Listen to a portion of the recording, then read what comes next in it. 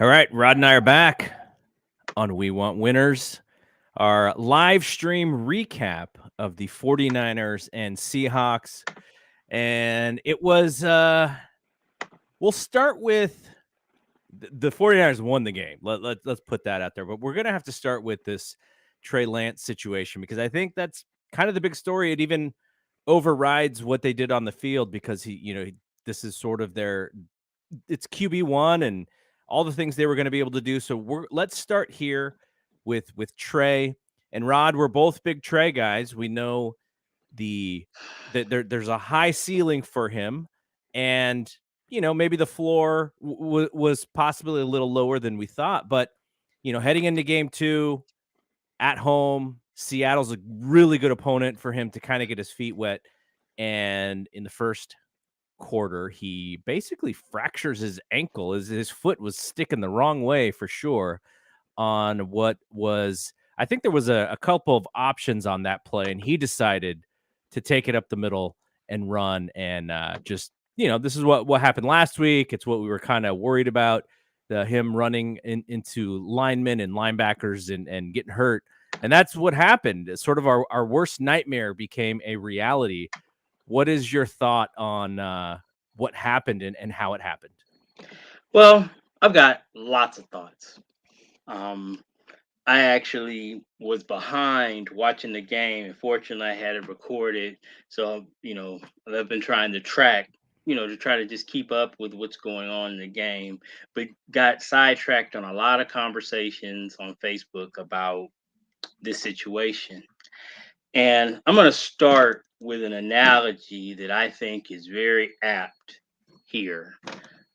I buy a BMW, Hmm. and you ask me, what are you going to do with that BMW? I'm going to go drive it on the Autobahn. Rod, it's too dangerous to go drive on the Autobahn. But guess what? That is what I bought this car for, is to do that. Right. You don't draft a quarterback like Trey Lance or Josh Allen or Lamar Jackson or Kyler Murray, and then, as the fans on Facebook are saying, don't run the ball. I mean, as I saw in camp, when you were putting in quarterback power, or the quarterback um, running package, quarterback power was a big part of it. In between the tackles, there was some option, there was some RPO, but it was clear that quarterback power was going to be a big part of the offense. It comes down to, I see it as a philosophical thing. Some people are just risk averse. They don't want, it again, people say it's risky. I would argue that there's no empirical data or even anecdotal data that a quarterback is safer inside the pocket than he is outside the pocket. I would argue that particular injury could just as easily you can get rolled up, in the pocket. Um, taking, you can make the argument that being outside the pocket makes you, it's possible that you take more hits, and that we could argue that another time. The overarching thing, the overarching feeling I have is it's a feeling of kind of mourning. Not necessarily mourning Trey, which it sucks for him that he's hurt and probably, yet another season, um, with just whatever, however many snaps he had this season, but more so mourning what I felt could have been and saw the beginnings of.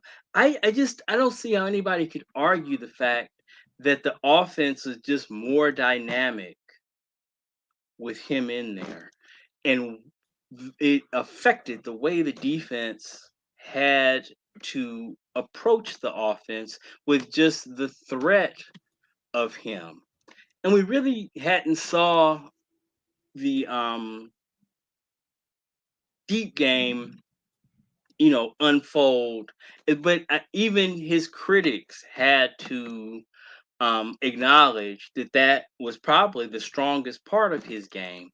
So it's a mourning of those things not being coming to fruition. Stink said on the broadcast, you could basically just throw that stuff out of the playbook now. So what we're left with is what we had before. And again, I'm not a Jimmy hater. I really am not.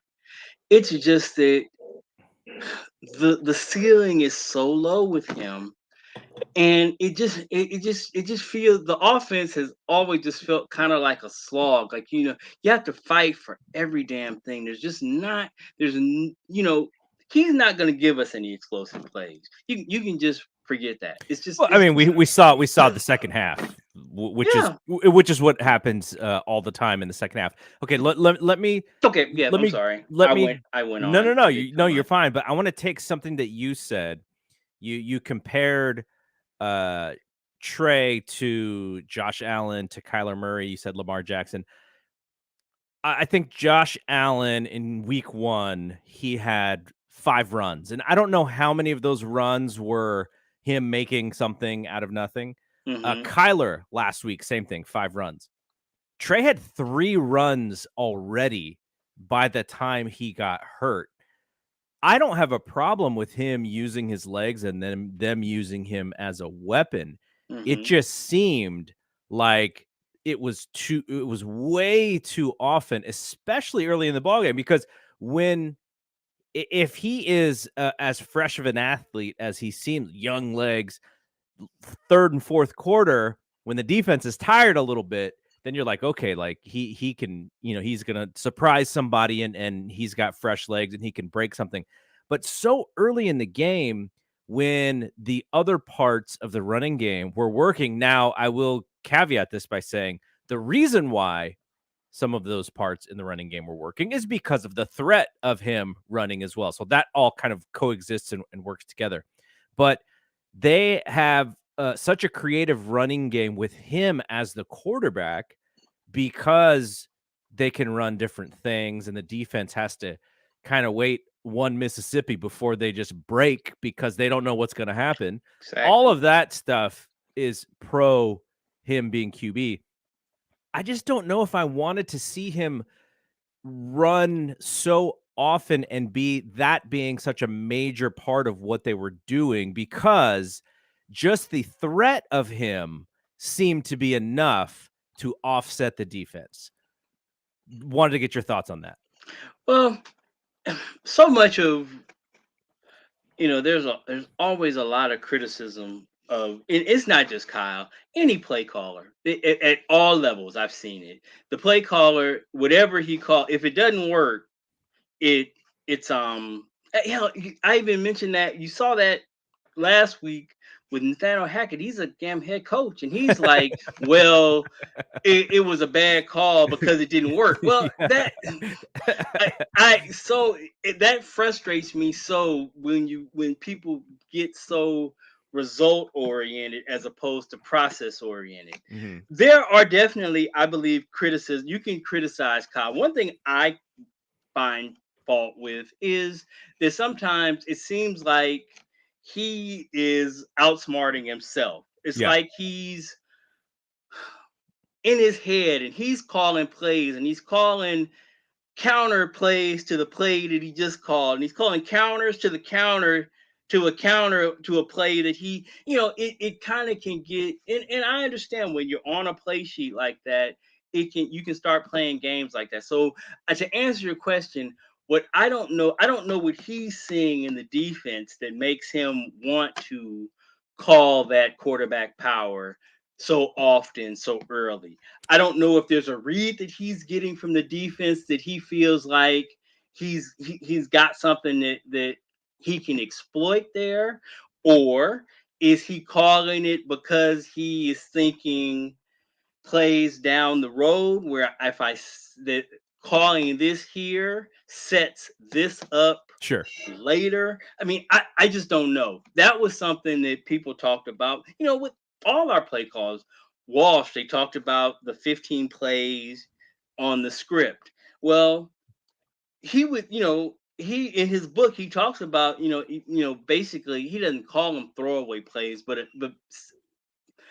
essentially throwaway. He's running this play, not that he's necessarily thinking that he's going to, hit it for something big, but that this play sets up something else that he has in his back pocket Yes, on yes. down the road. So if he shows the defense X, now they're looking for this, and Yeah, now it's I chess. know, yeah, and that I know that I'll be able to run Y or Z on down the road because they are scheming for this play. So I don't know that, but I, we've talked about in the group, or at least I have, the thought of maybe Debo kind of being on a pitch count. Maybe he's, Mhm, mhm.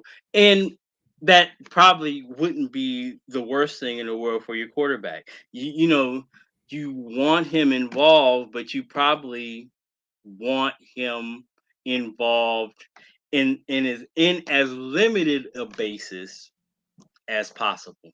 Right. I don't know. Well, that's all for not now because Yeah. the quarterback run package is scrapped. But yeah, it's just unfortunate on so many fronts. But the conversation I think is germane because Trey's not going anywhere. So this is a conversation that clearly is you know tabled until next season. But the notion of how he is deployed is something that for as long as he is a quarterback in this offense is going to be something that is something that's going to be debated. Yeah, so I think the it's not even really a counter to the Kyle stuff, but he looks at it very much the way that you just said it, because right after the game was over, they asked him, about that play, and he said, "Yeah, look, there's an option there. Like Kyle, Trey doesn't have to run it. Like Trey has a couple different things to do, but he also said it's a football play. We would run it again." And obviously, he wishes he could take it back because the player got hurt, but that is just in their playbook and it's in their package for Trey to run that play. So he doesn't, he doesn't believe that this was any fluky play call or that they were overly relying on him to run the football. So it sort of backs up what you said, and he was a little defensive. So somebody said, it's 2nd and 8, blah, blah, blah. And he's like, well, what does it matter if it's 2nd and 8 or 2nd and 4? And he said they had just run that same play 3 plays earlier when Debo went 50 some odd yards. Right. So he's going to be second guessed. It's his job, to get second guessed. That he's a professional football coach Yeah. of a big time team, and it's football. NFL is the biggest TV show going. Yeah. It's more popular than ever. So I do think the season as it's going on now, I think there's going to be a little bit of national narrative surrounding all of the people who want to pump their fists because they think Jimmy G's the better player anyways. And we've already started to see that come out even with fans. Like there was I think going back to what you said really early on, which is people hate risk.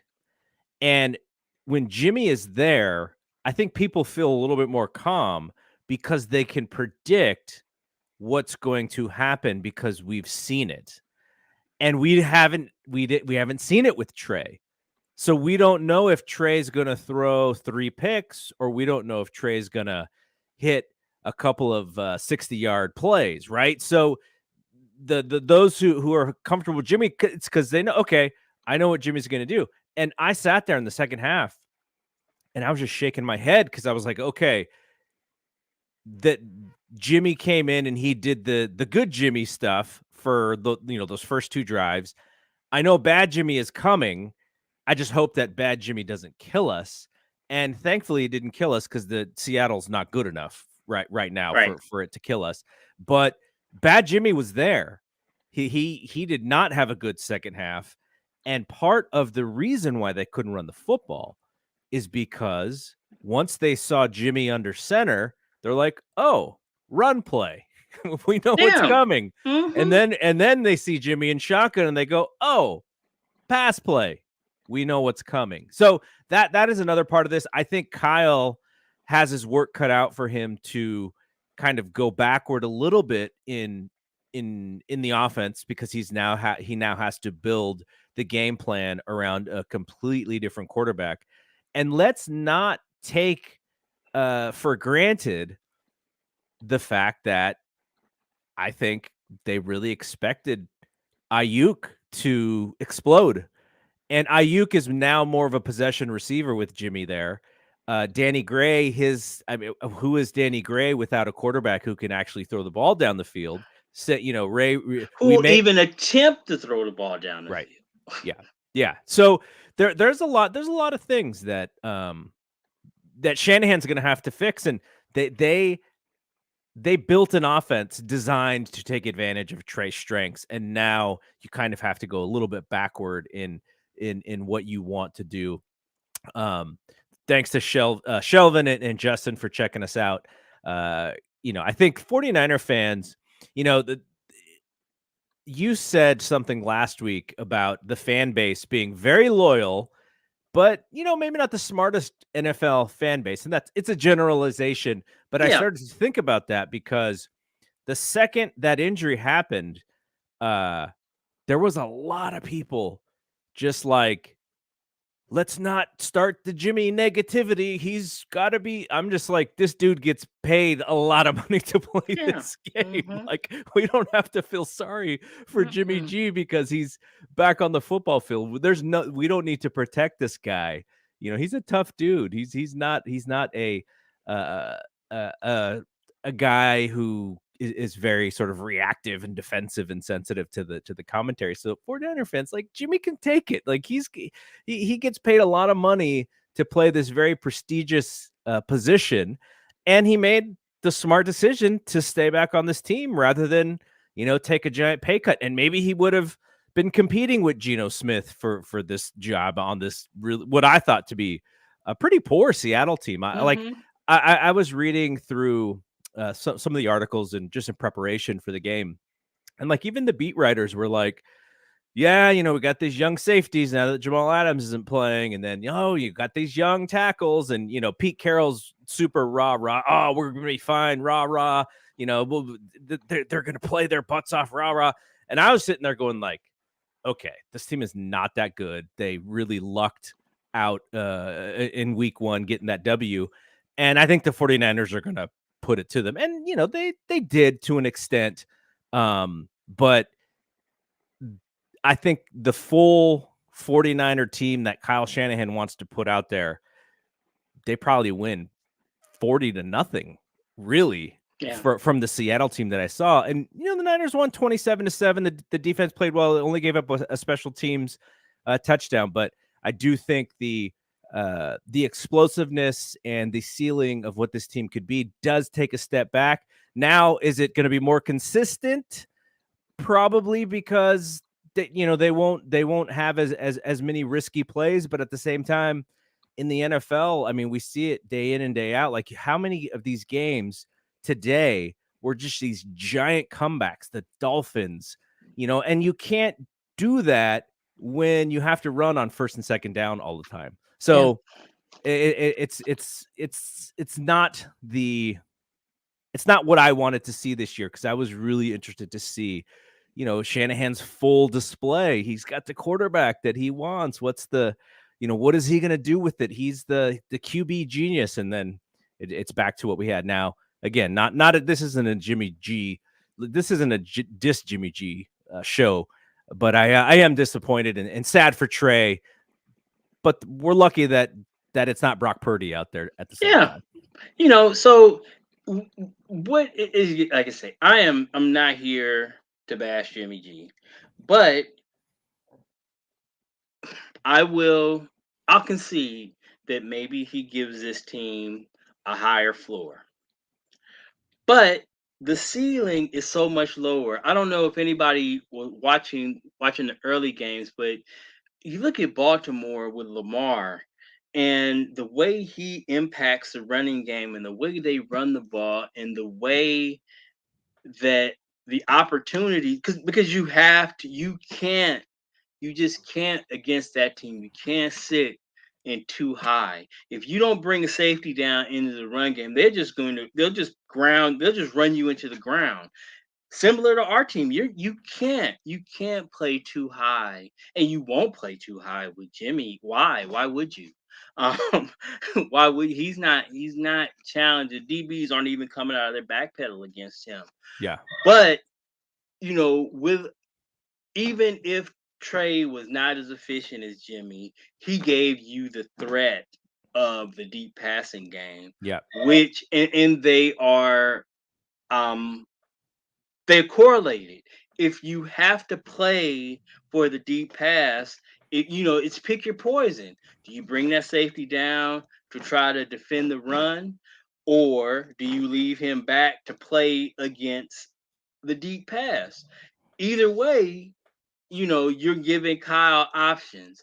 And those are simply just options that aren't there with Jimmy. Jimmy's not going to, we've seen it. I 7% of his passes are 20 plus. That's just, that is just in an offense like this, that is just not enough. So while you had mentioned people feel comfortable because they know what we're getting with Jimmy, I'm uncomfortable because I know what we're getting with Jimmy. And it, it could end up, high side, it could end up with us in the Super Bowl again. Yeah. Do but I've seen that show and I've seen how it ends.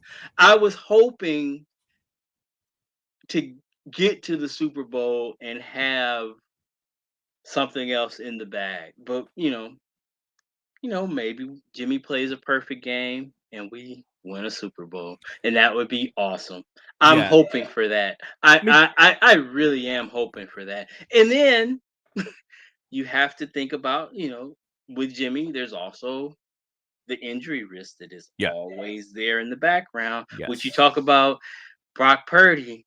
That is a scary proposition, my friend. That's a scary proposition. So I'm hoping for the best. I really am. I am really hoping for the best. But I'm not gonna lie. I'm kind of in mourning right now. Yeah, no, and it's not just about the football. Trey Lance, young dude. You hate to see somebody, who I compared it to for Warriors fans. Uh, James Wiseman, like James Yeah. Wiseman, a number 2 pick in the NBA draft, gets hurt, can't play, tries to come back, knees still giving him problems. This is going to be his first year where he's really coming into a training camp, because the first year that he played, he didn't even have really a training camp. So I think it was the right after COVID. So Hmm. this is, it's pretty sad for him. But Trey's also young. He's a pretty strong dude. Shanahan said during the press conference that when he went to go talk to him after the game, Trey's questions were about some of the plays that he had versus, oh, and he's feeling sorry for him, or anything. It was just about football. Hmm. So, I think he's going to be good. You do worry a little bit about just, you'd love to have a 21-year-old Trey Lance with reps under his belt rather than a 23-year-old Trey Lance with only a few, which goes back to my James Wiseman Hmm. comparison. Which again, it's like you had mentioned. I think the Wiseman comparison is really on point because with Wiseman and where we'll be with Trey is through no fault of his own.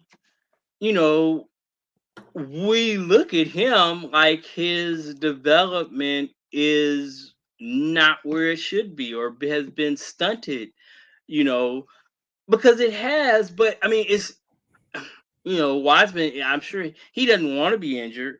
And Trey didn't want to have a COVID season, in his final college year, you know, you know, it is what it is with Jimmy and being having a no trade and having $27 million guaranteed salary. Just made more sense to, you know, keep him as the quarterback so you don't start him last year. Comes in, now he's hurt. So it's just, so now we're year three, and it's like, you kind of like Wiseman. You're looking at him like, kind of sideways, but through, just circumstance, Yeah. really. So that's a story for another day. But we won.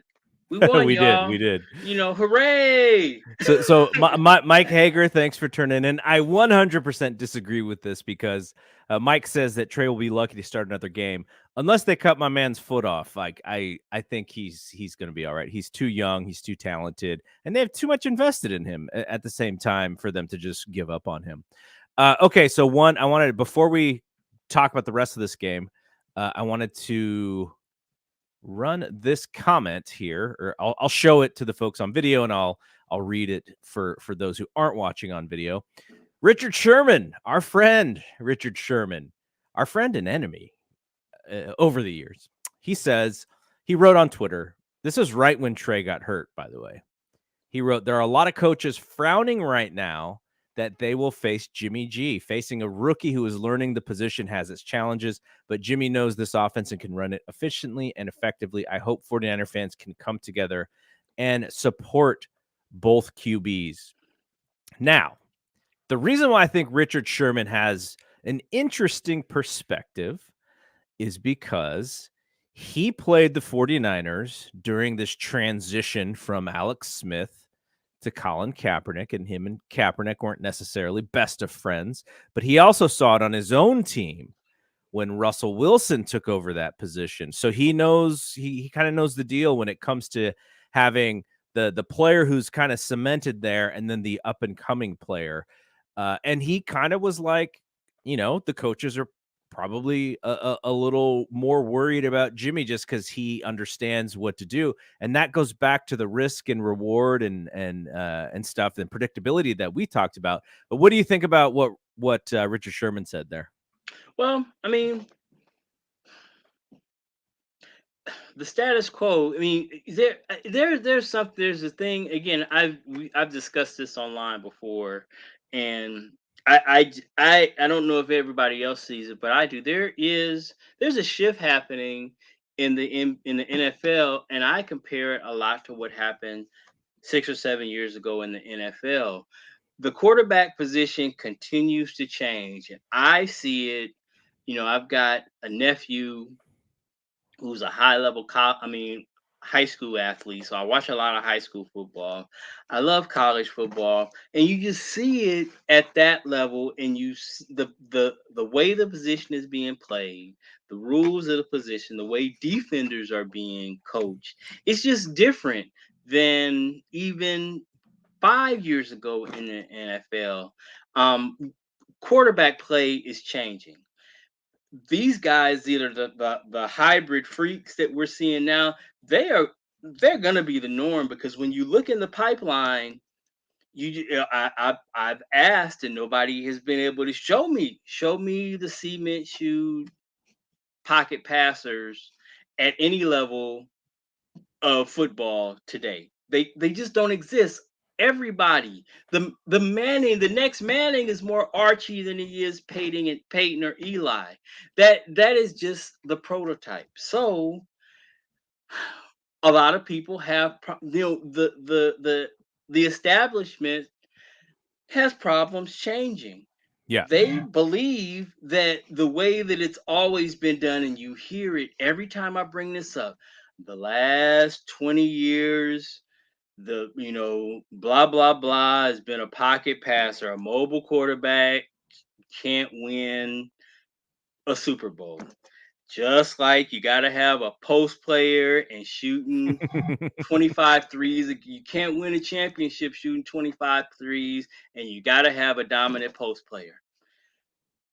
You could probably still use those stats in the NBA right now and say in the last 25 years, X number of teams have had a dominant post player and didn't shoot 25 threes a game.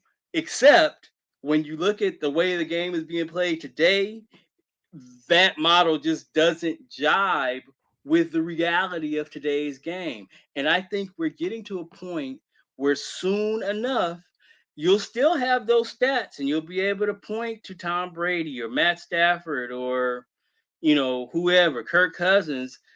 But the reality of the game will be different.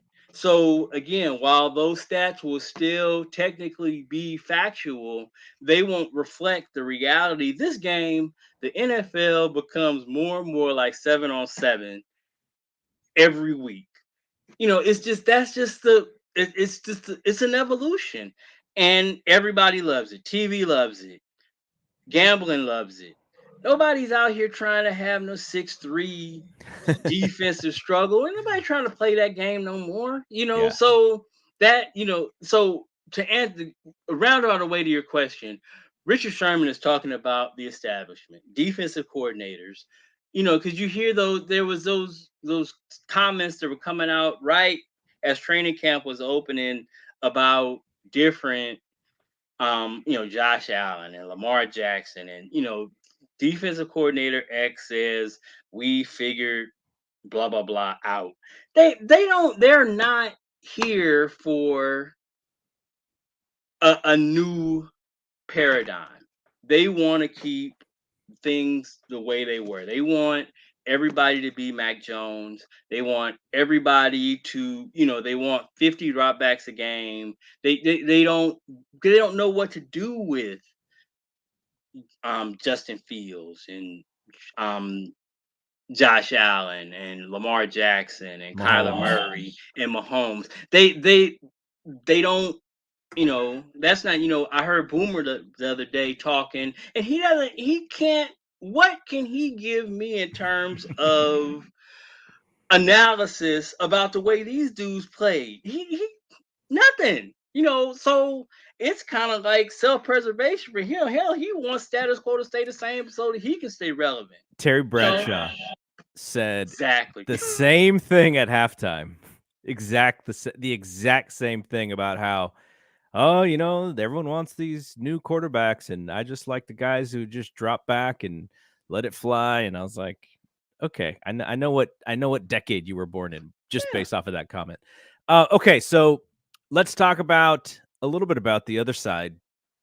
It was very clear to me that it is good for Russell Wilson to be out of this division. Now, the Russell Wilson that we saw the other night may not be the one that has been in our nightmares constantly, but I was still so much happier playing Geno Smith. And this is not even a shot at Geno Smith, because Geno Smith did not lose this game for Seattle. But there were moments in this game where it was 3rd and 7 or whatever, third and long. And those would be the downs that I would be so scared of, because 49ers ends would pin their ears back and they would rush and they would get to Wilson and he'd slip away. And we'd see something like what we saw with Hufanga last week, where a wide receiver would just get open and then he'd make a big play. And there wasn't any of that on this week. So I was very happy to see that already for this rivalry. Not having Russ there was fantastic for us. And look, they don't have the same talent on both sides of the ball that they used to. And Pete Carroll, I imagine he will try and turn this into some sort of like inspirational kind of year, but I also think deep down he's just going to be pulling his hair out. Like we already saw it on that pass interference play. He's going nuts. And I was like, by the rules of the game, like this is a pass interference, like very clearly. But he was trying to like, fire up his young team or whatever he was trying to do. But I'm just happy that dude is not Seattle's quarterback anymore. Well, I've been, number one, I've been on wax since March when people were talking about Jimmy going there. I think the only reason why Seattle would not want Jimmy Garoppolo as their quarterback is if they're playing for Bryce Young, C.J. Stroud, or Tyler McKee, and I firmly believe that they will be in the top five, top three of the NFL draft this year. They're not a good football team, Yeah. and Gino is what Gino is. He unfortunately he never really got his shot to be a starter. You know, apparently, if the rumors are true, you know, through his own fault, he was running his mouth too much and got his jaw broke. But that is the story of Geno Smith. He clearly is not he's not a scrub, but like you said, there was so many times back in the Harbaugh era where the defense would defend it just beautifully, and then Russ would just kind of slip out and boom, hit us for 15. And those plays are just really demoralizing to a team. When you defend it, you do it exactly how you draw it up, and then a guy just makes a play. And it. But like you say, I was never really in fear of that today. No. Um, You you know know, who? it I was mean, he reminded me a lot of Jimmy. Yeah, he is he'll make the right play. He by and large keeps the ball out of harm's way. But I had posted it in the group this morning. I knew he was going to throw at least two because there's no way in hell he threw the ball 28 times with no picks last week. There's no way he's going to go 50 throws without an interception. It just wasn't going to happen. It statistically, he's just not that guy, and they're just not that team. And our defense is good. So it was just I could not believe, and we were I love Dominic Foxworth, by the way, and he was talking about in his show last week. He was talking about how we tend to overreact to week one, and it's so true. I couldn't believe how many people in our group were talking about taking the 10 points with Seattle. Like uh, there was, after rewatching our game, we played way better than if we didn't shoot ourselves in the foot. We played way better than the score indicated. And Seattle didn't play anywhere near as good as you would have thought they did based on the reports coming. Hell, Geno Smith was like the poster boy on the front of ESPN, the ESPN website.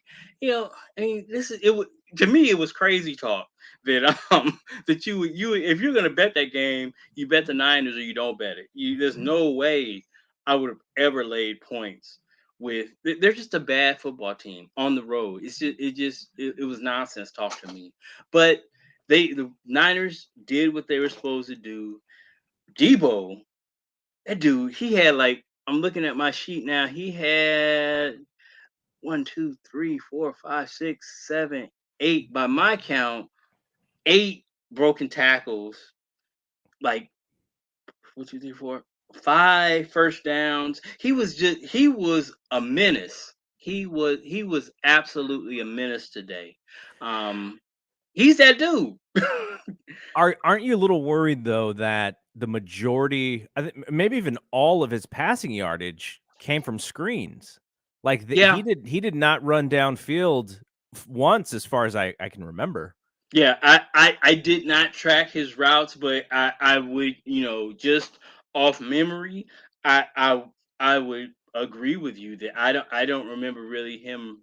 I don't remember him being targeted on anything. So it's hard to, when you're looking, if the coverage is so ball dominant, it's hard for me Yeah. to, on first watch, to be tracking. I know some people can do it, but I have a problem, tracking. That's one of the best things about going to games live is you can see all that develop, whereas you can't really see it on TV. Yeah.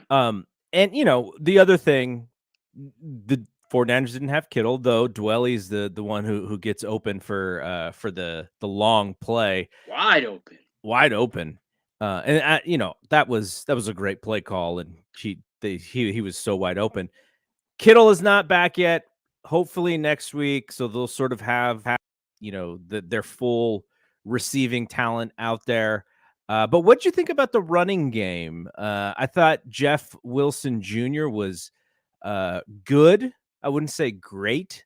I thought he hit those holes pretty good in that first half. And then also, Ty Davis Price got a lot more action than I would have thought that he was going to get. And Debo's the one with the big hit. He hits the big play. Ultimately, I feel like the running game, they got a lot of yards on the ground, but they didn't hit some of those big runs that they usually hit. And I don't know if that's because of the change in QB and thus sort of the change in those plays, or should we not expect the explosiveness to come out of that backfield with Wilson and Price? Well, I really like the juice that they ran with. I thought they ran well, and I thought they got the yards that the offensive line created for them. Like you said, there were a couple runs where I think Wilson got a little extra, but they just didn't feel like they were close to like busting any wide open. And again, I just don't know if I can't recall just in watching if it was because the opportunity wasn't there, excuse me, or if they missed some opportunities. But I'll get to watch it on review when watching them specifically. With the all 22, it makes it easier to just kind of focus on each individual player to see what they're doing. So it'll be interesting to see. But I think I think for Ty Davis Price for his first NFL exposure, I think he acquitted himself well. The running game they're doing, they're running the ball really well, and I believe that in the beginning, the quarterback being a threat really open things up. But it'll be interesting to see with Jimmy back under center if they can continue to. I think last week it was 4.6 per carry, and I mean I don't know what it was today. I don't have the stats up, but it'll be interesting to see if we're able to maintain that level of production moving forward because it just sets everything else up. Mm-hmm. I'm trying to see if I can get the yards per carry. Now the NFL website is a little wonky right now, but Yeah, I was logged in to ESPN, but then it started playing sound and stuff, yeah, so I I had know. to. That's what I hate about ESPN. Yeah, They want to play those videos so that they can sell those to advertisers as, oh look, it's playing, and I'm like trying to mhm. figure out how to stop it. Like I don't want Yeah, it to play. exactly. Yeah, and I So don't want to pause. I don't want to mute me. Wilson was 4.7. Debo was 13.3.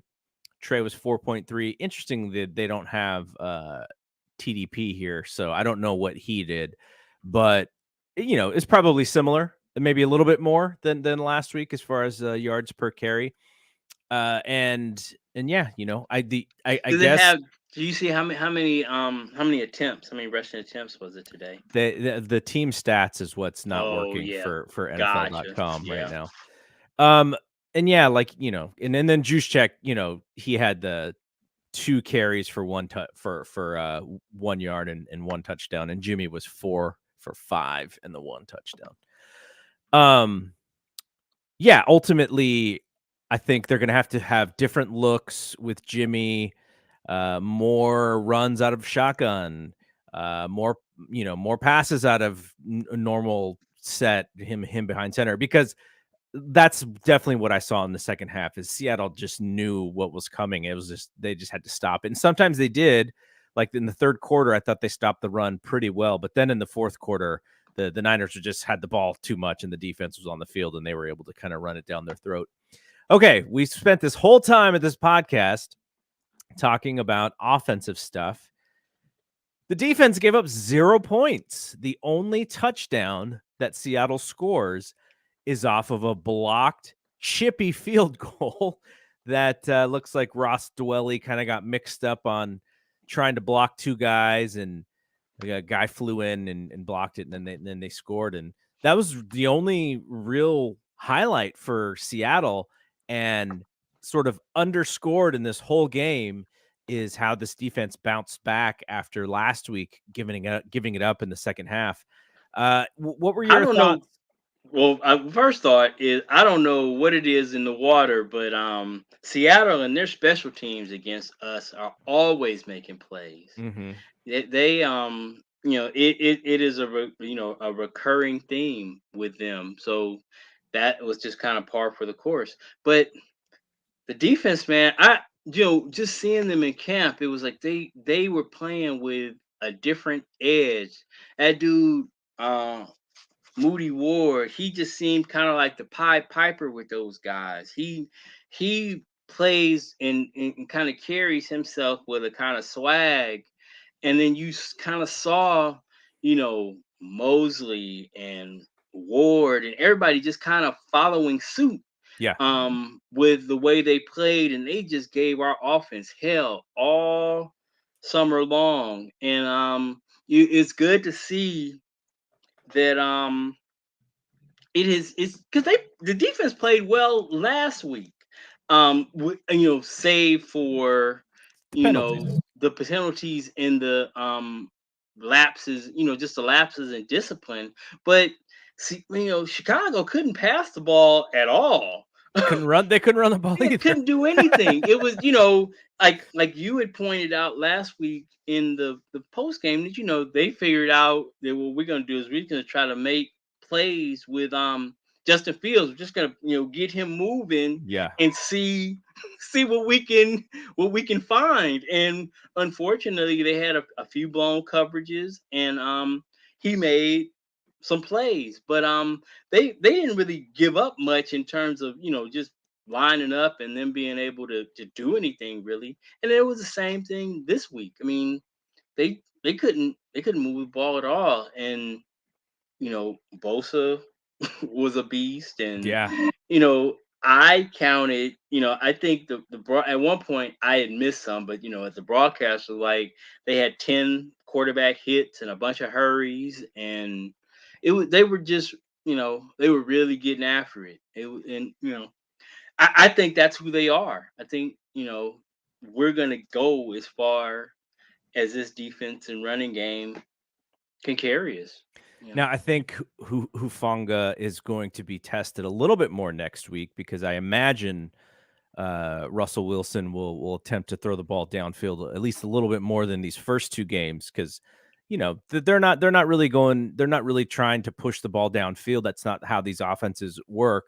But how do you think last week he had this tremendous game? This week he's on TV like sure, who's the color guy? Mark how do you pronounce Mark? Claire, Yeah, but he was saying how Hufanga's like his new best friend and stuff. So he's making plays. He looks like he's in all the action, but we haven't seen anybody test the Niners downfield yet, and that we know that that's his the lesser part of his game. How did you yeah, think he played today?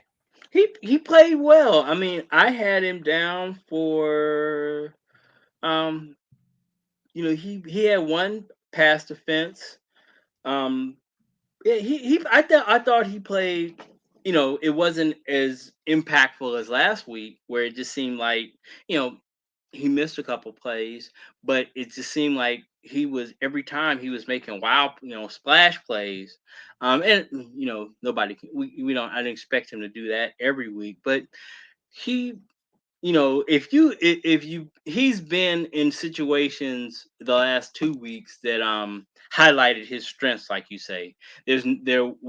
Nobody was really putting him in a bind where he was playing out in space, or where he had to cover a slot guy or anything like that. And those are the things, those are questions with him. And I'm sure, with Denver's receivers, although I didn't watch the game, but just looking at the ticker, it looked like they struggled again today. They were stuck on like 9 points for the longest time, Yeah. and then I saw Russ. made a play in the fourth quarter to give them the lead.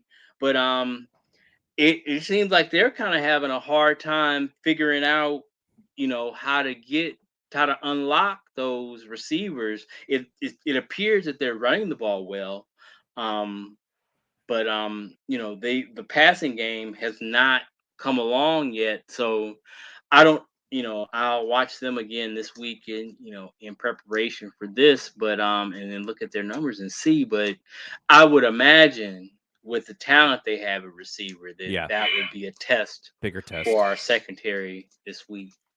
Yeah.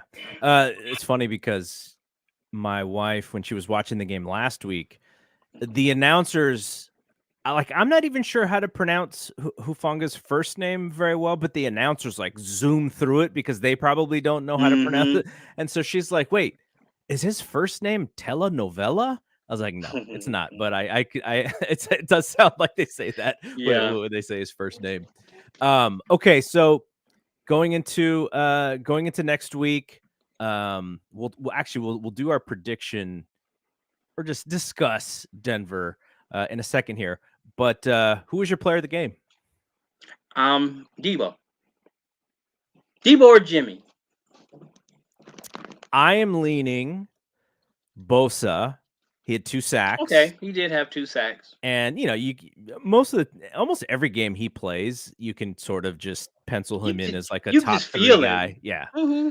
But I really liked when he's on the field, you just have a good now we've known what it's been like to watch Niner teams and have like no pass rush at all, and you're like, "Ah, there's like nothing happening." When he's on the field, you feel like he's going to disrupt the quarterback almost on every snap.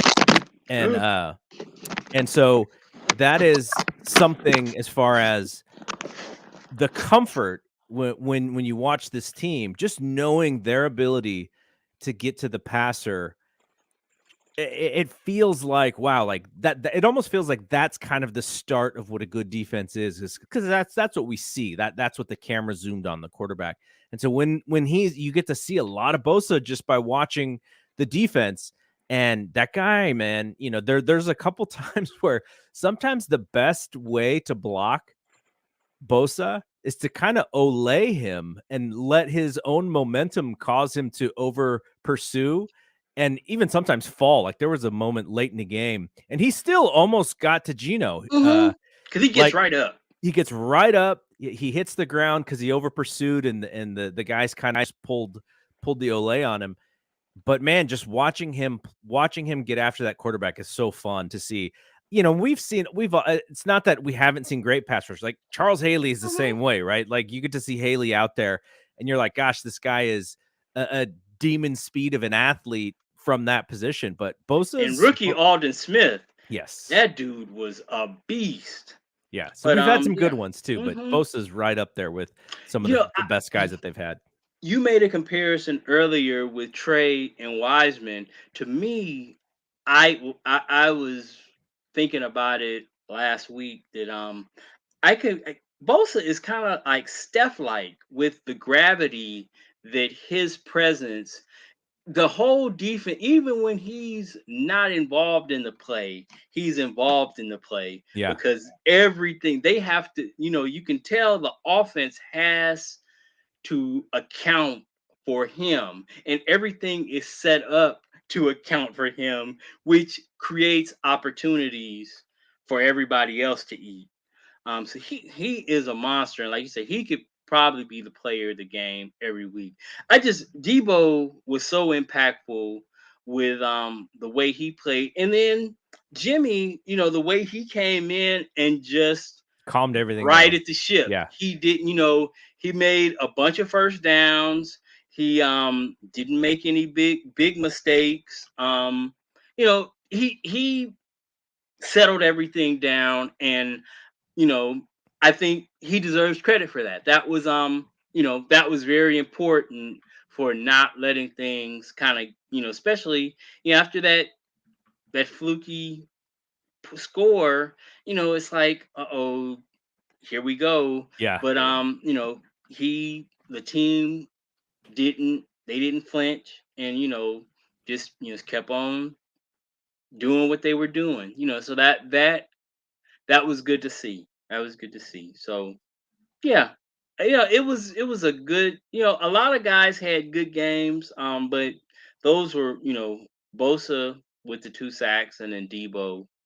And I gotta say, when I looking on my little check sheet of all, of just plays, like first downs and missed broken tackles and the like, Jimmy and Debo, they kind of jump out with um those type of plays. So yeah, but it was a good performance, and I can't wait to rewatch and kind of dig into the advanced stats and see what they tell us about what happened.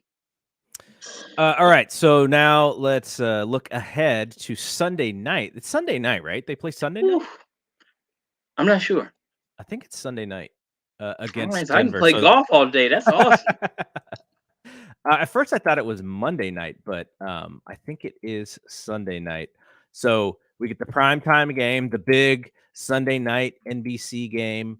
Um, yeah, so Sunday, September 25th, 5:20 p.m. in Denver. So the Niners go to Denver, which can cause some issues.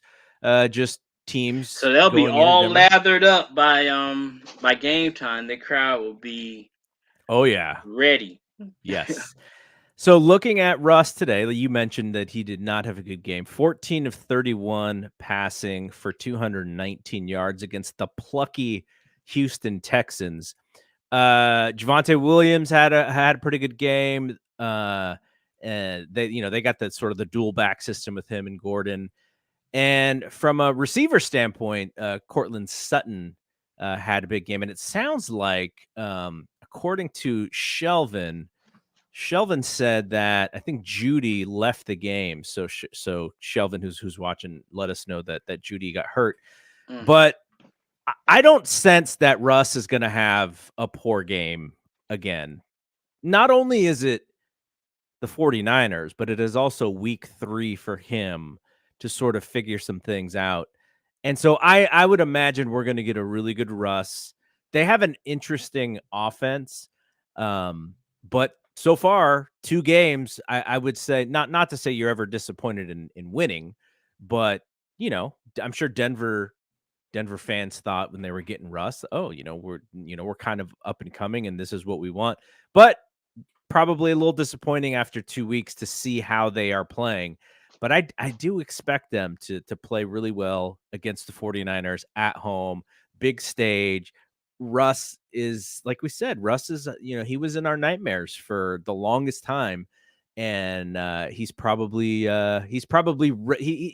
circling this game as well. So Yeah. I expect a really good football game. I think the 49ers are still the better team, but we'll see when it, comes to Sunday night in Denver. What do you think about Denver? Well, their defense they have a lot of players on defense. Bradley Chubb is real good, and so getting after the quarterback is, you know, protecting the quarterback will be a paramount. Which Draymond today, Jones had 2 sacks today for them. yeah, which today it didn't really come into play that much. I don't recall, on my sheet. I don't have anybody giving up any pressures.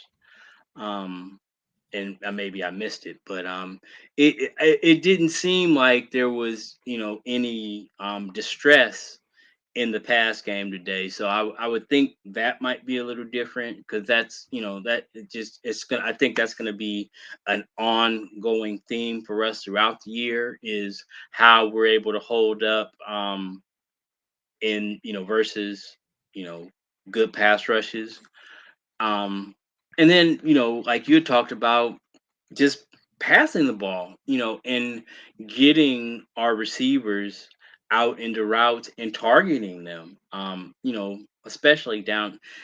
I'm not gonna say down the field, because I know what that is, but Jimmy completed a pass outside the numbers today.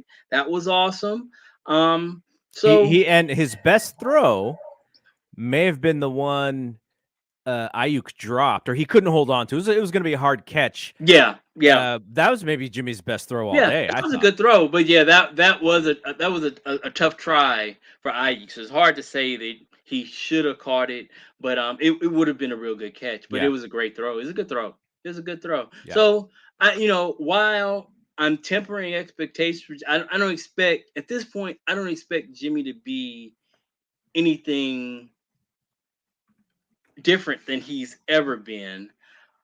But if we could just kind of mitigate bad Jimmy, keep him to a minimum, and But again, I've been here before in this group with like Alex Smith. If you could just be just a little bit more aggressive, Yeah, but clearly that's just not who he is. yeah. So, you want him to be comfortable and be who he is. Yeah. So hopefully he can just take advantage of the opportunities that Kyle schemes up, and then we can continue to keep running the ball effectively and shorten the games, and the defense can keep teams bottled up. And I don't know, I'm not ready really to predict yet, but I feel confident going into next week. Yeah, it should be a good football game no Yeah, matter what. Um, Also, Niners go Sunday night to Monday night because they have the Rams in week 4 on Monday Night Football in Santa Clara. So that's going to be a good game. The that's gonna be a Rams great tried to game. give that game. The Rams tried to give that game away today. I know. I didn't watch all of it, and I will at some point. But they haven't looked great. No.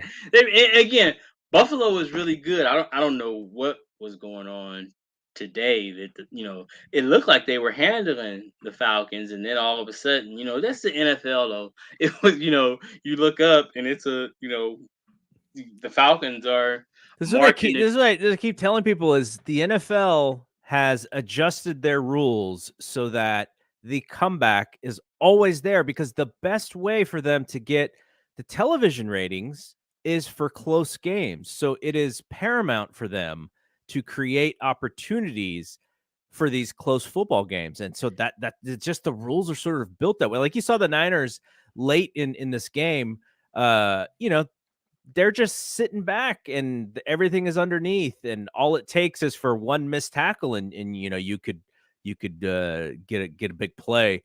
It's just that's just the way that these blowout games where teams are getting killed. It's not good for the league because they lose the television viewers. That gets the channel changed for them. So all the rules are built for these games to be close, and pretty smart to me. And also those of us who have been gamblers for I went to UNLV, so I started gambling heavily at 17 years old. So I'm 33 years into the game, but it is uncanny how close bookmakers are able to set that line, and how many games every Sunday are going down to the wire, even if they aren't, you know, competitive in terms of winning and losing. They are right on the number in terms of the book. Yeah, And that goes hand now the gambling is legal. That kind of goes hand in hand with these, games being competitive generally means if the game is competitive, generally, you know, wagers are in action. question Yeah. late. So, which But again, and also you have all of this ability to bet through online, and so you can go so late into the games, and these different ways to bet these days. The closer these games are, the more the action, I'm sure. I look I on my screen. I'm watching. I keep up the live odds from DraftKings, even though I can't bet.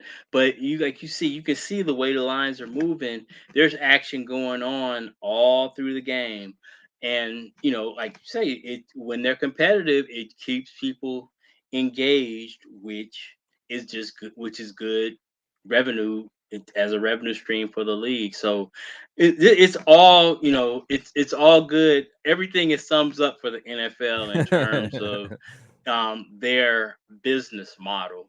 Exactly. All right. We may have my buddy who does the Thompson to Clark, Brad Evans. I talked to him about the Monday night game, so maybe we'll get his Rams perspective after that Oh, Monday night game interesting. with us. So that could be fun. Would do a Hmm. 3-person pod. That'd All be right. awesome. All right, so we're good for here. We'll be back next week. I guess after the Sunday night game, so it'll be a I'm late. good. I'll be ready to go. I appreciate everybody who came in and took the time to spend a little time with us to talking about this stuff. I again, I am just so happy. I spend an inordinate amount of time dealing with this stuff, and now it feels like this gives me an outlet that kind of, you know, pays it off for Yeah, me. yeah, you get to use the learnings and the wisdom Yeah, that you instead of gain. just ranting at people on on Facebook, people who don't really care. All right, so that's it from here. We'll be back next Sunday night after the 49ers and Broncos. So for Rod, I'm Double G. We'll see you when we see you. Peace out. Peace.